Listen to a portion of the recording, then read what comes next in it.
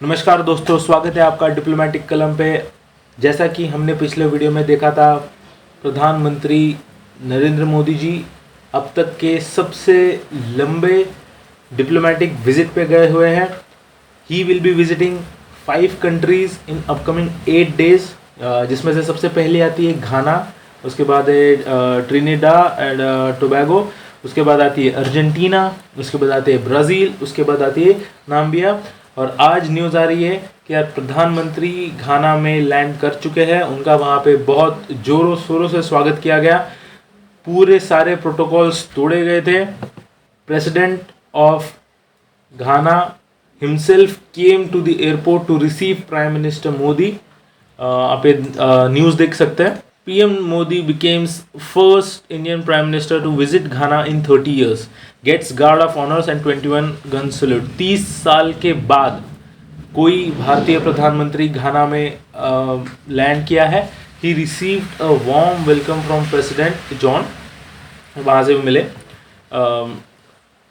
ये इनकी वीडियो है जहाँ पे ही जैसे ही वो अपने प्लेन से उतरे, उन्हें इंडियन डायस्पोरा ने ग्रीट किया, उन्हें घाना के ऑफिशियल्स जो थे उन्होंने ग्रीट किया, और अगले दिन उन्होंने पार्लियामेंट को एड्रेस किया और कहा है कि Ghana is known for land of gold, not just for what lies underneath your soil but as much for the warmth and strength in your heart. Ghana बस अपने सोने के लिए नहीं पहचाना जाता, बट अपनी वार्मथ और स्ट्रेंथ जो लोगों में है घाना के, उसके लिए जाना जाता है।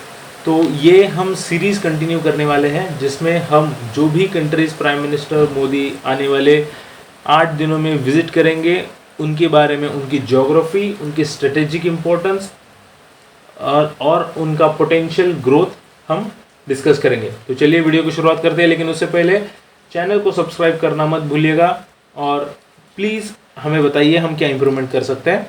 तो चलिए शुरू करते हैं।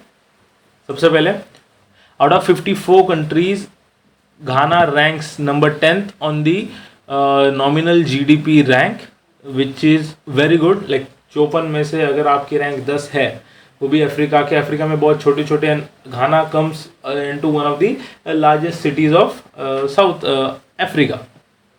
अब इसकी थोड़ी सी ज्योग्राफी भी जान लेते हैं।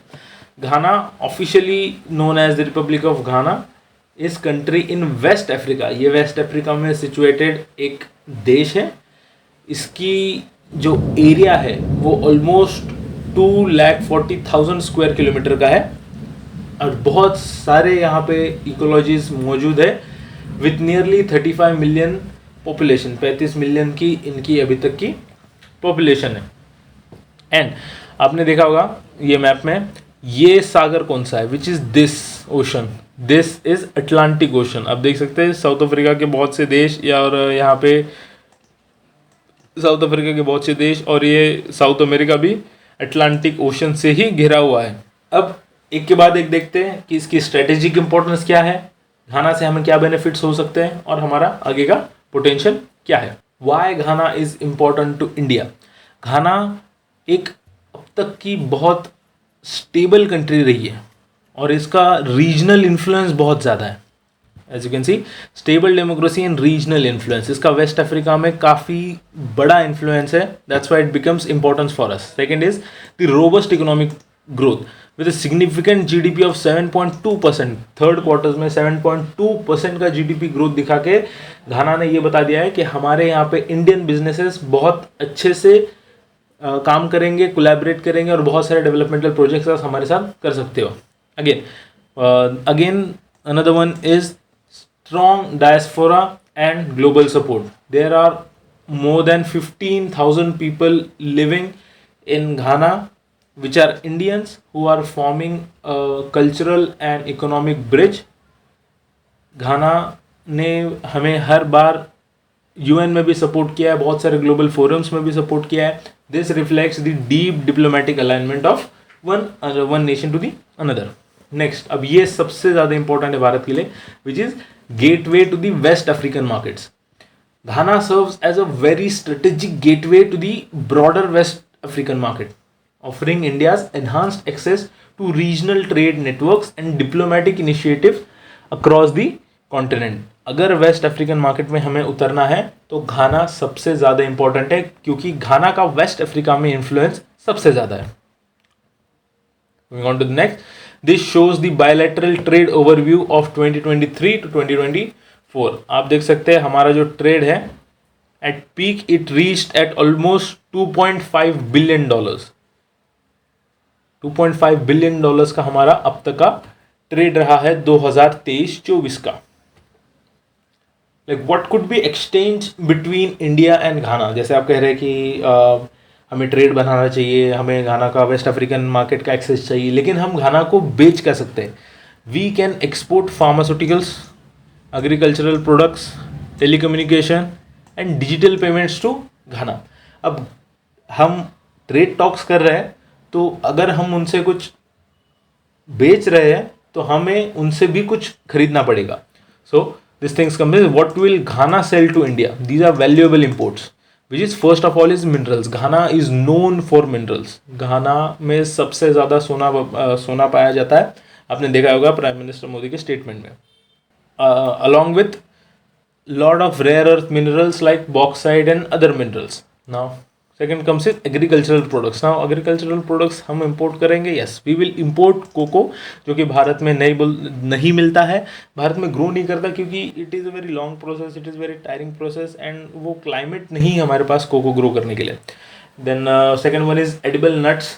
नेचुरल रबर है, हमारे यहाँ पे भी बहुत सारा रबर है, बहुत सारे प्लांट्स हैं हमारे यहाँ पे, but we can buy all of these products for very cheap. And as India will be importing cocoa, chocolate brands which are currently playing a monopoly in India, they will lose their monopoly and more brands will be emerging. So chocolate, अगर ये trade deal अच्छे से sign हो जाती है, then India के पास एक as रहेगा कि आप चॉकलेट सेक्टर में काफ़ी ज़्यादा ग्रो कर सकते हैं. Now next is the forestry products. हम घाना से फॉरेक्स लाइक टिम्बर्स इंपोर्ट कर सकते हैं. उससे रिलेटेड, फॉरेस्ट से रिलेटेड जितनी भी चीज़ें हैं हम घाना से रिप्रेजेंट कर सकते हैं, because it has a lots of forest. Again minerals like metal, aluminium, process bauxite and other की एलिमेंट्स, जो कि भारत के डेवलपमेंट के लिए बहुत इंपॉर्टेंट होगा. And we will get this at a very cheaper rate because we will be signing a trade pact. Moving on to the next, Indian investment in Ghana. अब ऐसा नहीं है कि घाना में हमारा एक्सेस नहीं है. ऑलरेडी हमारी 4 से ज़्यादा मेजर कंपनीज, बहुत सारी major companies by the way, like Tata, Mahindra, Jio and tech Mahindra, then Bajaj हो गई, ये सारे वहाँ पे आज वहाँ पे काम करती है. वहाँ पे इनके ऑफिसेज भी है, वहाँ पे इनके एम्प्लॉयज़ भी है. सो इन लोगों ने पहले से ही अपना एक्सेस वहाँ बना लिया. बट जब ये ट्रेड पैक्ट साइन हो जाएगा, more and more companies will bring in investment towards the Ghana. Over $2.2 billion have been invested in Ghana since 1994, and the majority sectors are what same: the pharmaceutical sector, the engineering sector, the telecom, and the other IT sectors. Moving on to the next, what are the strategic intentions of India in Ghana? India's strategic engagement with Ghana extend beyond traditional trade. Like traditional trade से परे जाके भी हमें उनके साथ strategic strength दिखाई देती है. सबसे बड़ा एंड सबसे important is digital public infrastructure. आपने देखा होगा यूपीआई अब तक का सबसे ज़्यादा ट्रांजैक्शन करने वाला एक मीडियम बन चुका है, जो कि वीज़ा और मास्टर कार्ड इनको भी पीछे छोड़ता है. तो we can promote our UPI in Ghana and वहाँ पे उनके पेमेंट भी चला सकते हैं. Next is telecom service. Companies like Jio, tech Mahindra and other brands like Airtel and whatever the people who provide networks, ये अपनी नए फीचर्स वहाँ पे डाल सकते हैं, घाना में लॉन्च कर सकते हैं, ताकि उन्हें कनेक्टिविटी में हेल्प हो. The second one is ICT and space cooperation.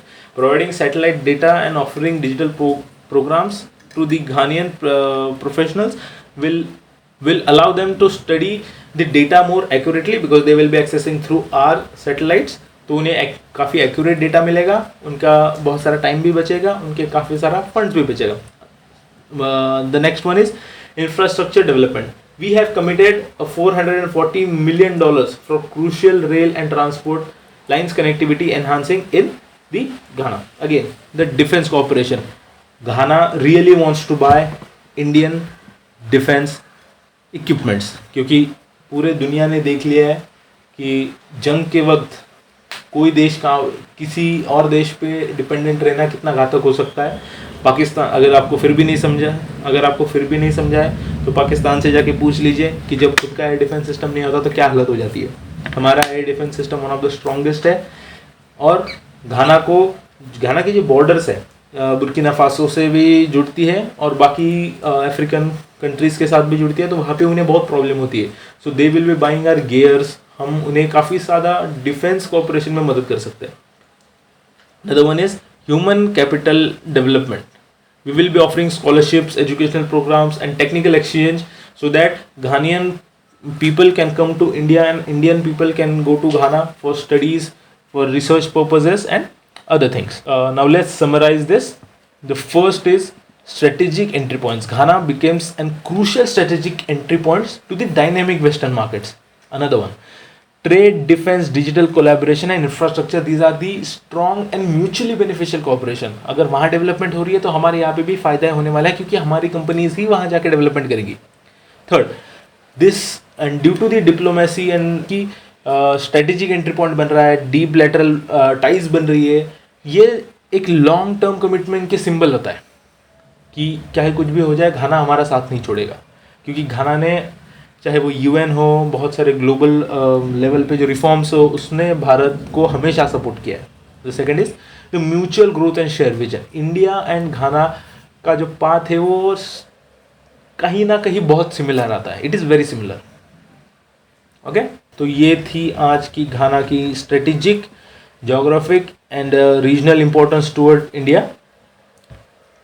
Now diplomatic calm is new channel, it is starting to grow. अगर आपको हमारा ये वीडियो पसंद आता है तो प्लीज़ इसे लाइक कीजिए, प्लीज़ सब्सक्राइब कीजिए, क्योंकि इस महीने के एंड तक हमारा टारगेट है 10,000 सब्सक्राइबर कंप्लीट करने का, और आपके सपोर्ट के बिना ये कभी कंप्लीट नहीं होगा।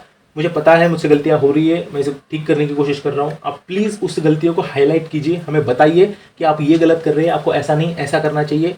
आई will take any response, I will take every suggestion with open arms. मैं हर चीज़ एक्सेप्ट करने के लिए तैयार हूँ, क्योंकि मुझे पता है मैं गलतियाँ कर रहा हूँ and I am trying to improve it.